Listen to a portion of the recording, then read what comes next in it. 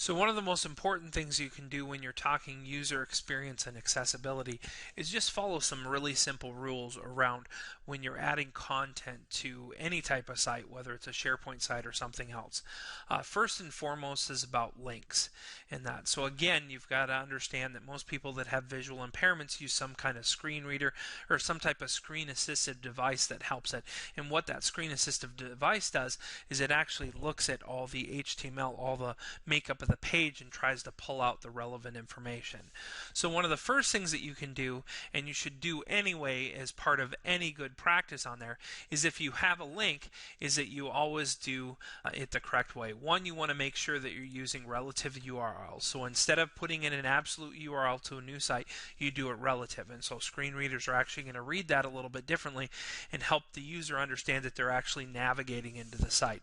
The other thing is you want to set a target on the anchor tag when you actually set up a link in there. So the reason you want to set a target is so that, again, the user understands and the screen reader actually sees to know, are you going to be continuing onto the same page, or does this open up to a new site? This is all information to them that gets read off the screen reader and can be either verbally spoken or through a braille keypad or whatever like that, and actually can help the user.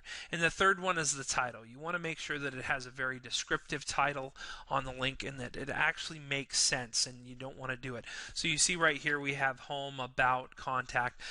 These are kind of debatable whether these would be really good titles for that. The home, understanding there, but about and contact could have some obscurity to them that you want to make sure that you would want to do. On the images side, it's very similar. You also, if an image is going to link somewhere, you want to make sure that you have relative URLs on that side.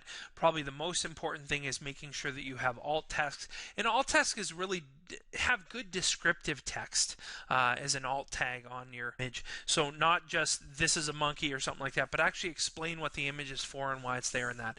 And then also make sure that you're also specifying width and height, and that you're not doing some kind of percentage, because that actually helps the screen readers actually help the user understand what's going on in there.